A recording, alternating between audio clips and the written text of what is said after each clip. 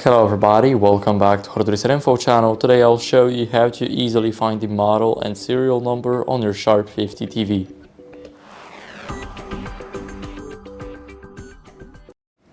So let's start off by going to all settings. Now here we need to scroll down to system, and here we will have the about section. Now click here. Here we will have the status, and here we have the serial number of our TV, and right here we have the model. So model for me is Sharp QLED TV, and in the status we have the serial number. For me it starts with 2F. So this is where you guys can find it. If this video was helpful, then please leave a like, subscription, and a comment under this video, and see you next time. Bye.